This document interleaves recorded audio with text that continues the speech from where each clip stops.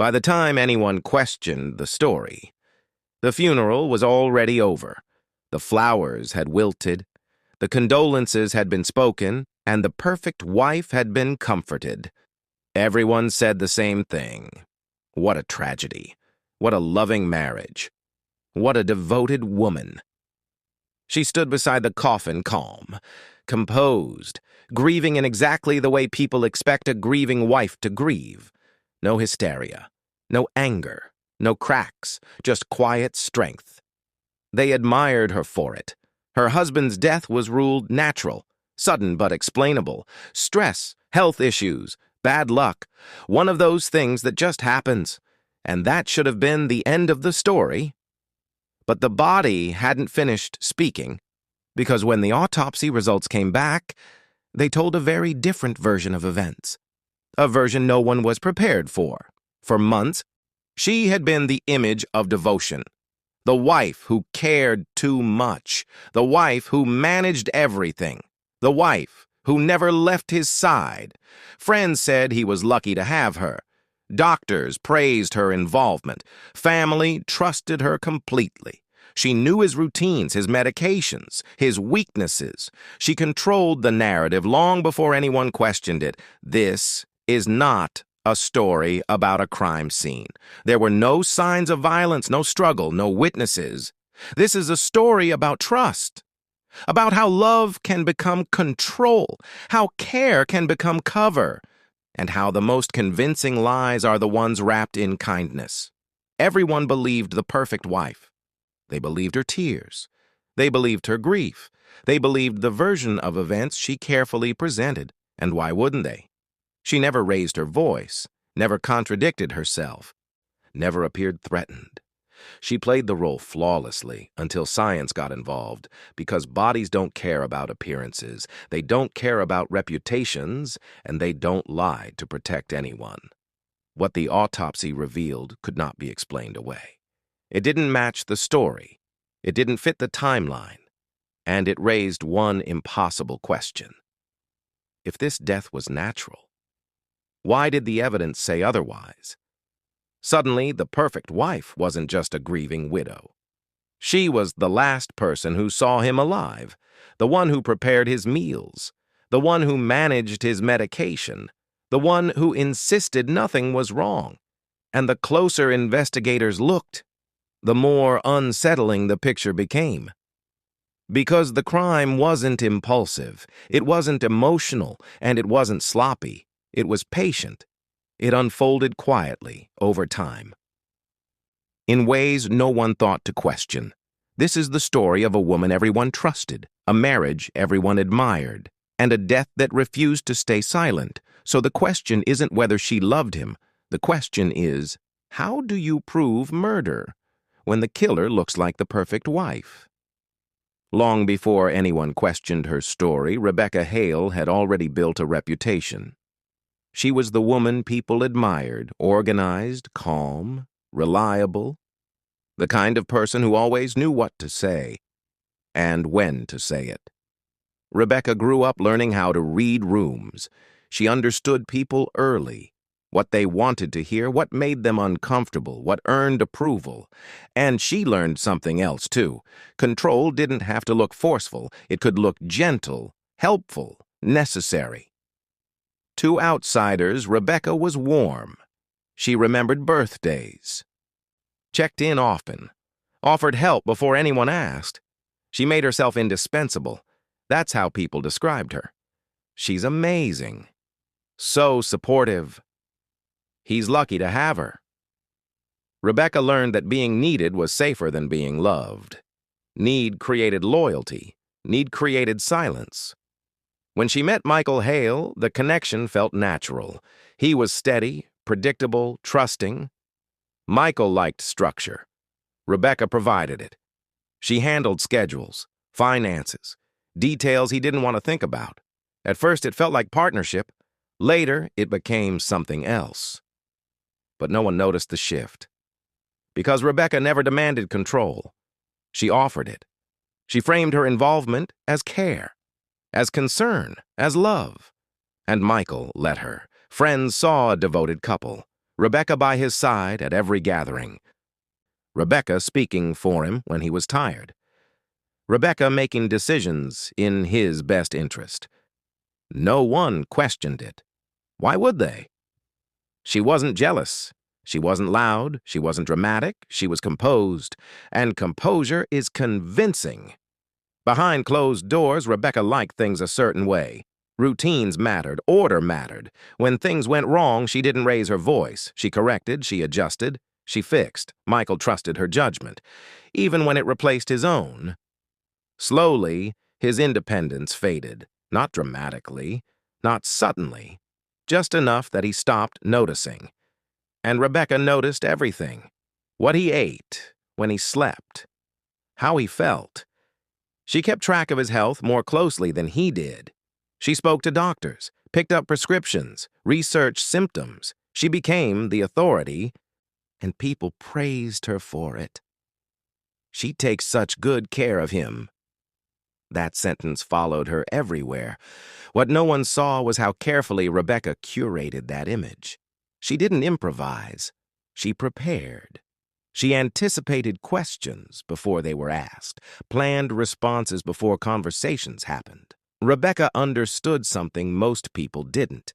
If you control the story early enough, you never have to defend it. And by the time anyone might have questioned her role, they already believed her. She wasn't just the perfect wife. She was the most trusted person in the room. By the time Michael's health began to change, everyone trusted Rebecca more than they trusted him. From the outside, Rebecca and Michael Hale looked like the kind of couple people admired. They didn't argue in public. They didn't overshare. They didn't draw attention. They were calm, predictable, comforting to be around, the kind of marriage that made other people feel secure. Michael worked long hours. He was dependable, quiet. He wasn't the center of attention, and he didn't need to be. Rebecca filled that space effortlessly. She organized their lives with precision. Meals were planned, appointments were scheduled, bills were handled. Nothing slipped through the cracks. At first, Michael appreciated it. It felt like support. After all, who wouldn't want a partner who made life easier? Friends noticed how Rebecca always spoke on his behalf. If someone asked Michael a question, Rebecca answered first. Not rudely, not aggressively, just smoothly. He's been tired lately. He's not feeling great today. He's under a lot of stress. The explanations sounded reasonable, and Michael rarely corrected her. Why would he? She knew the details better than he did. Over time, people stopped asking him directly. They went to Rebecca instead. She became the filter between Michael and the world. Michael's health began to change slowly. Nothing alarming at first.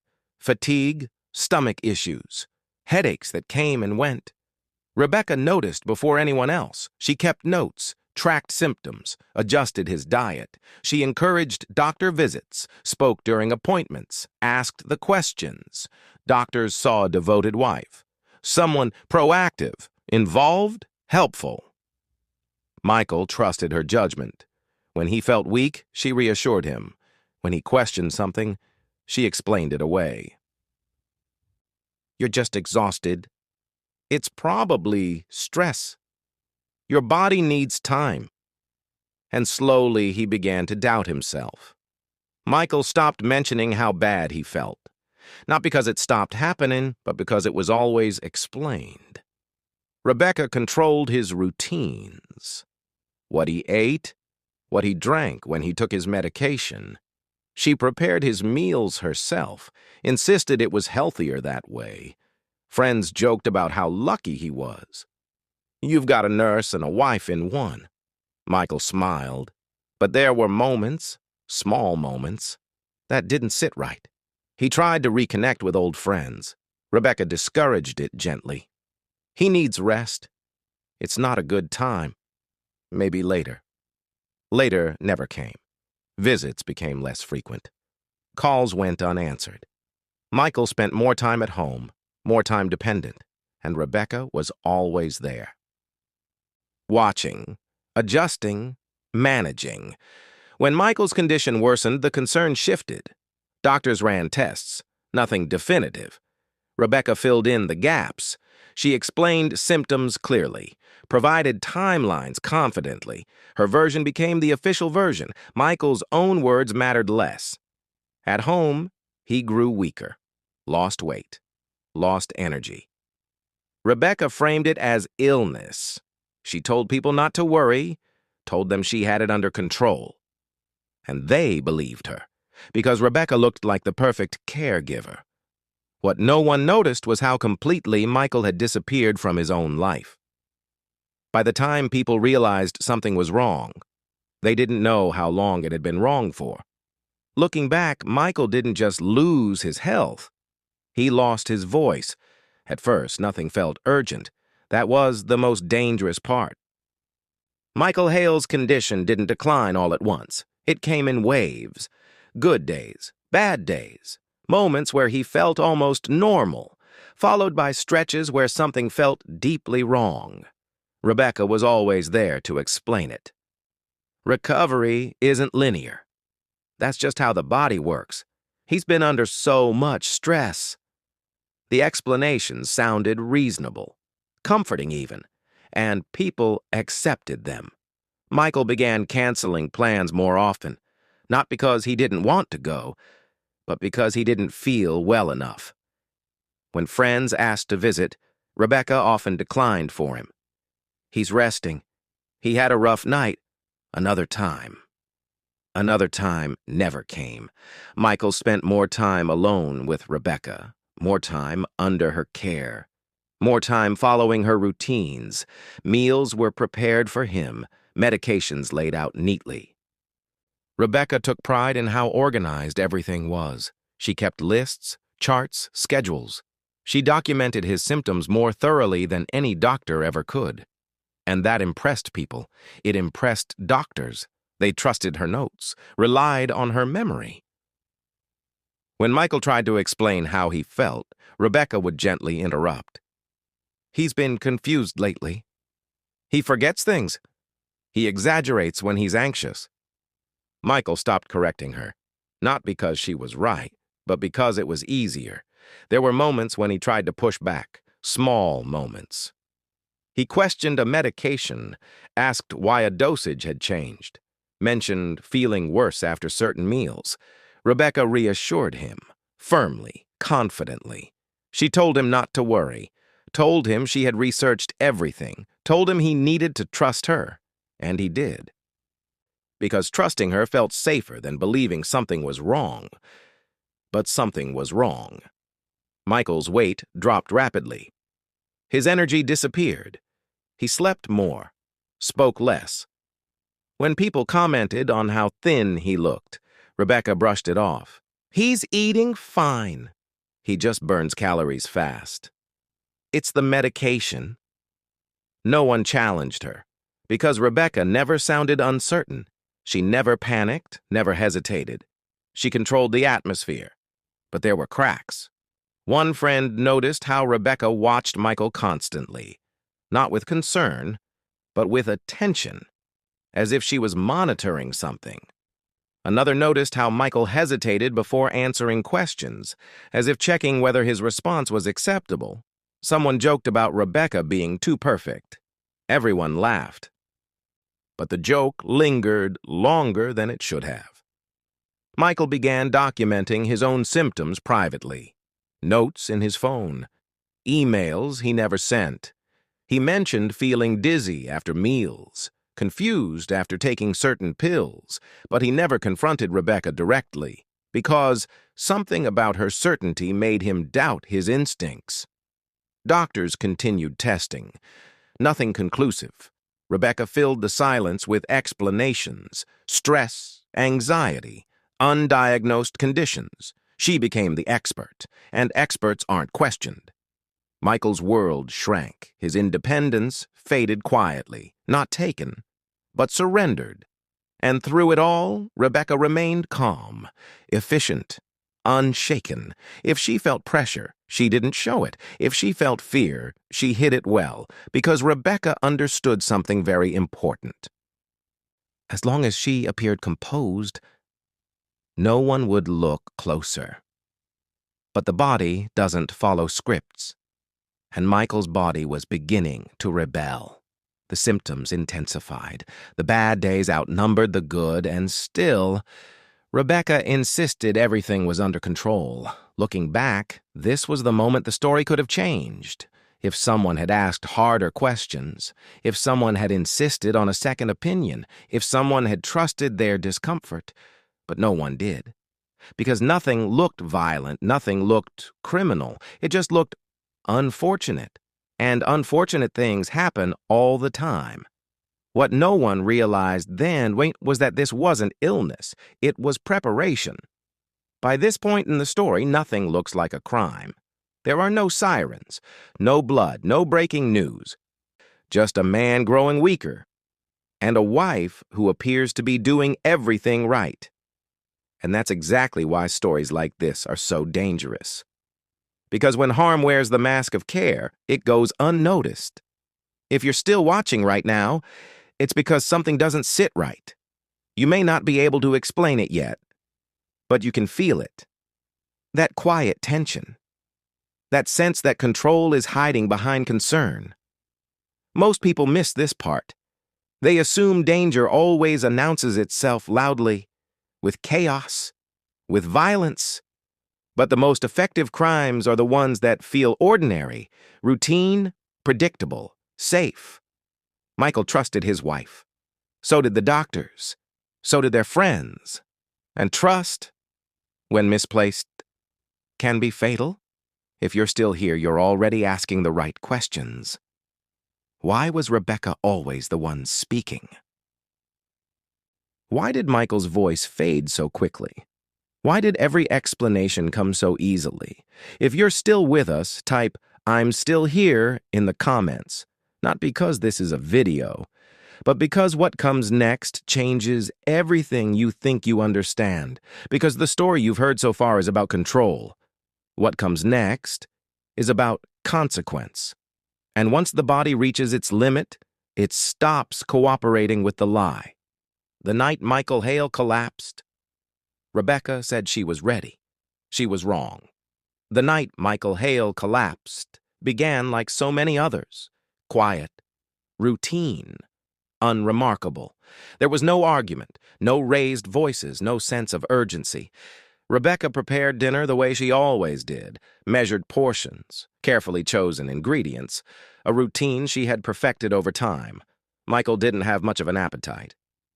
He rarely did anymore, Rebecca noticed. She always noticed. She encouraged him to eat anyway, reminded him he needed his strength, that the medication worked better with food. Michael trusted her. After dinner, he complained of feeling dizzy. Rebecca reassured him, told him to sit down, told him it would pass. It didn't. Michael's condition worsened quickly. His speech slowed. His movements became uncoordinated. Rebecca watched closely, not panicked, not frantic, focused. When Michael collapsed, she waited. Not long, but long enough. When she finally called emergency services, her voice was calm, controlled. She followed instructions precisely, answered questions clearly. She knew exactly what to say. Paramedics arrived to a quiet house. Michael was unresponsive. They worked quickly, efficiently. Rebecca stood nearby, composed, watching. At the hospital, doctors tried everything, but there was no dramatic race against time, no sudden turnaround. Michael died quietly. His death was recorded as sudden, but not suspicious. Stress, undiagnosed illness, complications.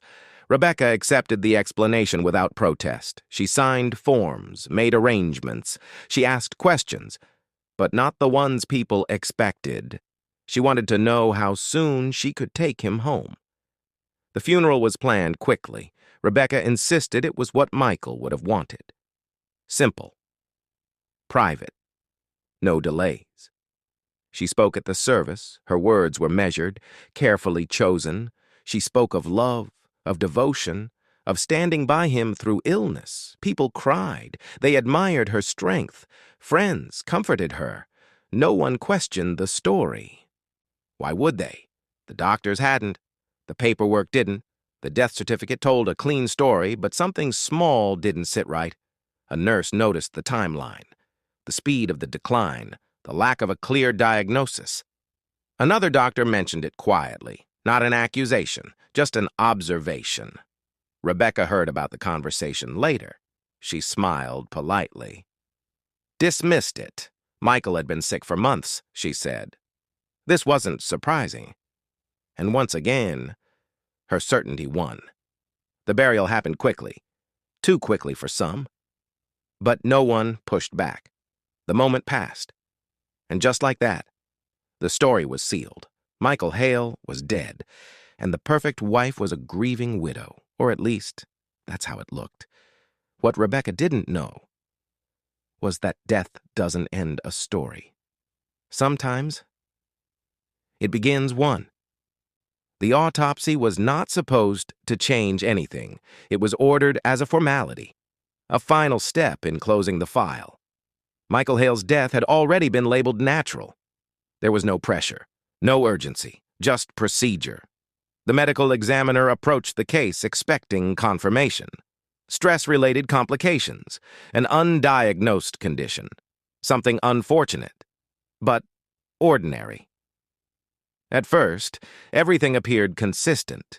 No visible injuries, no signs of trauma, nothing that looked like a crime. But then there were details that didn't quite fit. Michael's organs told a different story. Not dramatic, not obvious, just inconsistent. The examiner noticed irritation where there shouldn't be any, chemical markers that didn't align with the diagnosis, levels that were elevated, but not by accident. Enough to ask questions. The report was paused, tests were ordered, quietly, because when a body behaves in unexpected ways, it demands attention. The toxicology results came back slowly, and when they did, the room changed. There were substances present that should not have been there, not in those amounts, not in that combination. They weren't immediately lethal, not all at once. Which was the point. The pattern suggested something far more disturbing. Repeated exposure, carefully timed doses, administered gradually. Not a single act, but a process. The symptoms Michael had documented suddenly made sense. The dizziness, the confusion, the weakness. His body had been fighting something it was never meant to endure, and it had been doing so quietly. The autopsy revealed something else. Michael hadn't died suddenly. He had been dying for weeks, slowly, systematically. The official cause of death was revised, the file was reopened, and the story Rebecca had told no longer fit the evidence. Investigators were notified. They reviewed the findings carefully, because cases like this are easy to get wrong. But the body didn't lie. The timeline matched Michael's notes, matched the pharmacy records, matched the decline no one could explain. Someone had been introducing toxins into his system, carefully, consistently, and the only person with that level of access was the person everyone trusted most. Rebecca Hale, the perfect wife, the caregiver, the one who managed his meals, his medication, his routine. The autopsy didn't accuse her. It didn't need to. It simply spoke the truth. And the truth was impossible to ignore. This wasn't illness. It wasn't stress. It wasn't bad luck. It was intentional. Michael's body had cried out for help, long before anyone listened. And now, it was being heard. The autopsy didn't ask who did it. It showed how. And once you know how, the rest becomes unavoidable. Once the autopsy results were finalized, the tone of the case changed. Quietly, decisively. What had once been a closed file was now an active investigation. And Rebecca Hale felt it. She wasn't informed immediately. That wasn't how these things worked. Instead, the questions started changing. Detectives reached out just to clarify a few details. Doctors were asked to explain past decisions. Records were requested again, this time with purpose. Rebecca noticed the shift before anyone said a word. The calls felt different, more precise, less friendly. She answered them calmly. She always did. She repeated the same story she had told from the beginning, the same timeline, the same explanations. But repetition has a weakness. It gives investigators something to compare.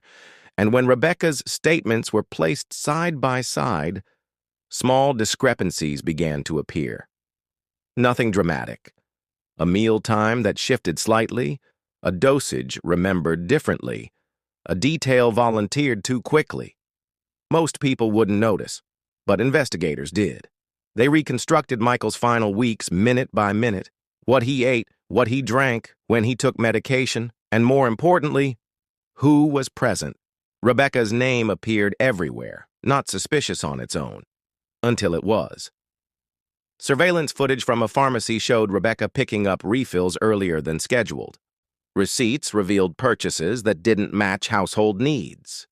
Cleaning supplies, chemical products, items that raised questions when viewed together. Rebecca explained them easily. She always had an explanation. She was cleaning. She was preparing meals differently. She was trying to help. But investigators weren't just listening anymore. They were verifying. They spoke to people Rebecca hadn't expected. Neighbors, friends, Michael's colleagues. Patterns emerged. Michael had seemed afraid, but unsure why. He had questioned his own memory, doubted his instincts. That mattered, because gaslighting leaves fingerprints, and Rebecca's calm control began to look less like care and more like influence. When detectives asked Rebecca to come in for a formal interview, she agreed without hesitation. She dressed carefully. Arrived early, smiled politely. She wasn't defensive. She was cooperative. That was her strength. But under pressure, even the most careful stories bend. The questions became more detailed. Specific dates, exact dosages, meal ingredients.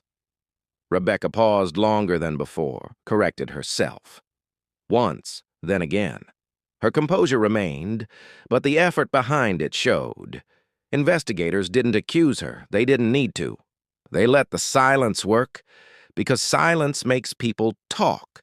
And Rebecca talked. She filled the gaps, offered explanations no one asked for.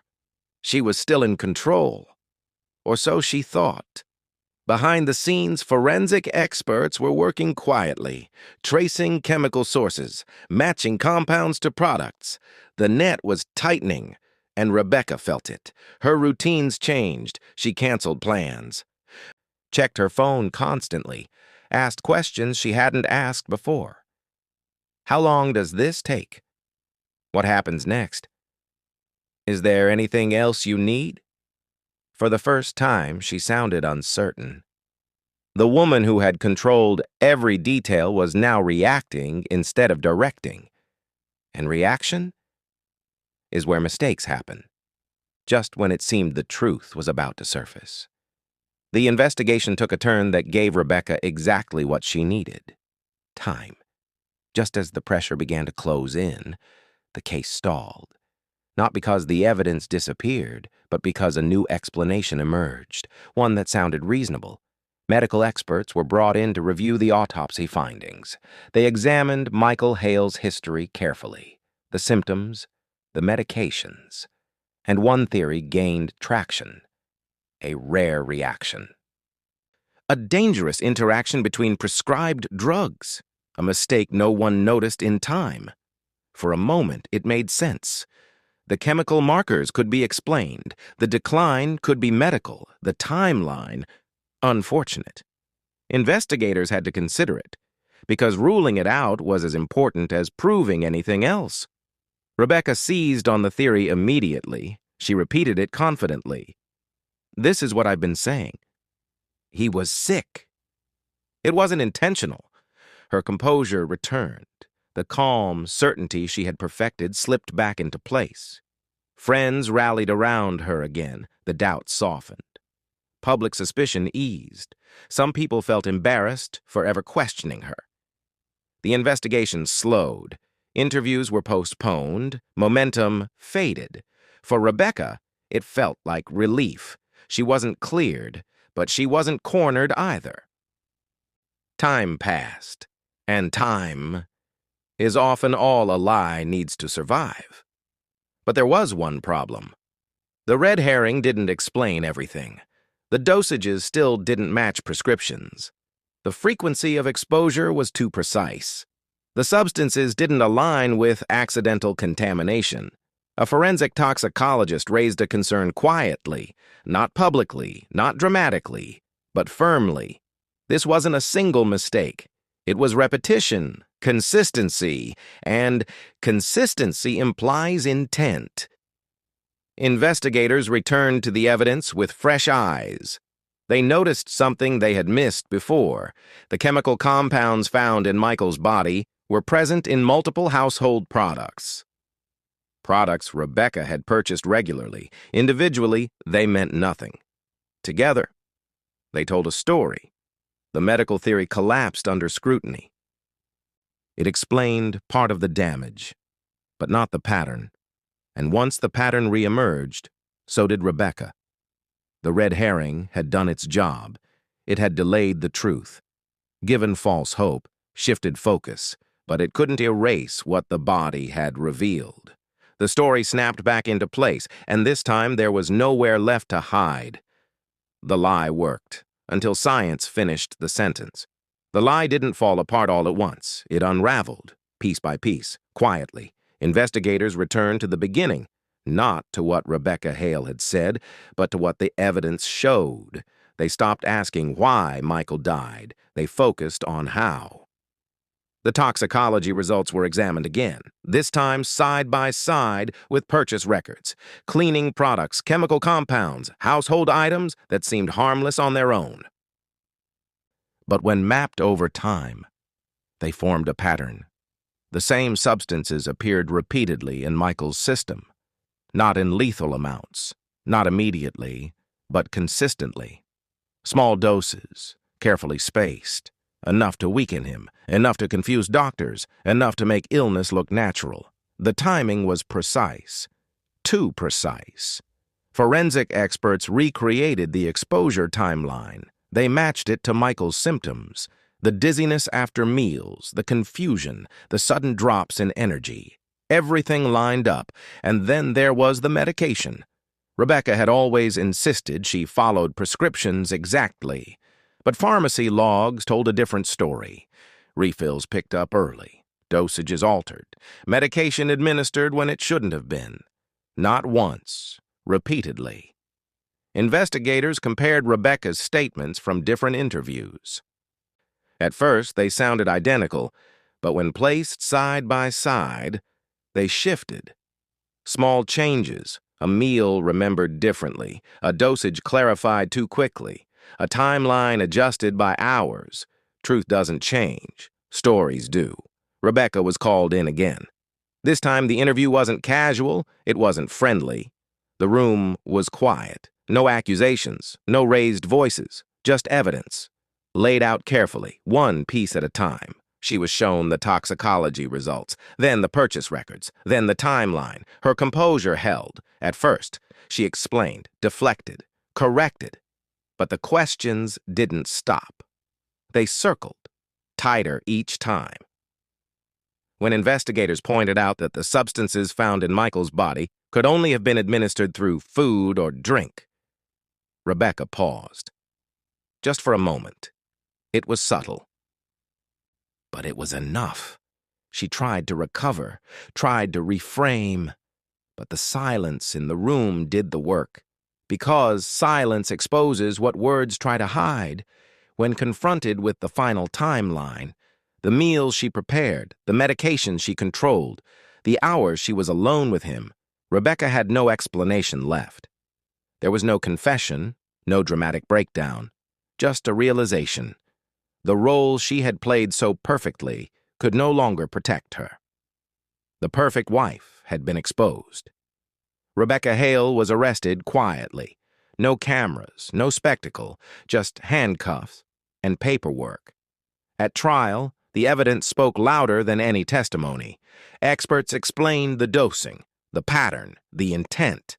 Friends testified about Michael's decline. Doctors admitted what they hadn't questioned. Rebecca listened, silent. The verdict came after days of testimony. Guilty, not because someone saw her do it, but because science proved she did. The autopsy had spoken, and it had told the truth no one wanted to hear. The perfect crime didn't fail because of a witness. It failed because the body remembered. When the verdict was read, there was no gasp in the courtroom, no dramatic reaction, just silence, the kind that settles slowly as people begin to understand what they've just heard. Rebecca Hale was led away without protest. No tears, no final words. The woman everyone once admired was gone, and in her place was a truth no one could unsee. For Michael Hale's family, justice arrived quietly. There was relief, but it was tangled with grief, because no sentence could restore the months he spent growing weaker. No verdict could return the voice he lost while everyone trusted the wrong person.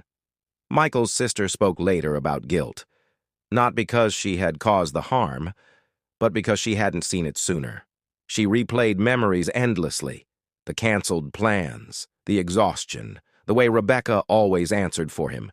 Moments that felt harmless then, felt unbearable now. Friends struggled too. They remembered praising Rebecca, calling her strong, calling her devoted. Those compliments echoed differently now. Doctors reviewed their notes. Some admitted they had relied too heavily on Rebecca's observations, trusted her certainty, accepted her explanations. Policies were discussed, procedures re-examined. But hindsight offered little comfort. Michael's life had been narrowed quietly, one controlled moment at a time. The public reaction was swift. Shock gave way to disbelief. How could no one notice? How could this happen? But those questions missed the point. People had noticed. They just trusted the wrong version of care. Rebecca's image collapsed overnight. The perfect wife narrative vanished. What remained was a cautionary tale. Not about intelligence, not about education, but about how control can hide inside kindness. Michael's name was spoken more often now, in articles, in interviews, in quiet conversations. But the man himself was gone, and his absence felt heavier than any courtroom sentence. Rebecca Hale received her punishment, but punishment doesn't heal. It only marks accountability. The real aftermath lived elsewhere, in the way people questioned appearances, in the way doctors listened more carefully, in the way families learned that trust without scrutiny can be dangerous. For those closest to Michael, life moved forward, unevenly. Some days were manageable, others weren't. Because grief doesn't follow legal timelines, it lingers, and it reminds you that the most devastating crimes are not always loud. They are patient, quiet, and devastatingly human, and that is what makes this story so difficult to forget. Sometimes the truth doesn't arrive screaming. Sometimes it arrives quietly, in lab results, in timelines, in a body that refuses to lie. Michael Hale didn't die suddenly. He disappeared slowly, one controlled moment at a time, one trusted decision at a time. This story was never just about a wife who killed her husband. It was about how easily control can disguise itself as care. How devotion can become domination. How trust, when unchecked, can be weaponized. Rebecca Hale didn't look like a monster. That's why no one questioned her, because monsters who smile are the hardest to see. If there is one lesson this story leaves behind, it's this. Pay attention to patterns, listen when someone's voice begins to fade, and never assume that love cannot harm. Because the most dangerous crimes are not the ones that happen in the dark. They are the ones that happen right in front of us, and they succeed when no one looks closer. If this story stayed with you, if it made you uncomfortable, if it made you question what you thought you knew, then this channel is for you. This is Behind the Perfect Crime, where we uncover the lies that almost worked and the truths that refused to stay buried.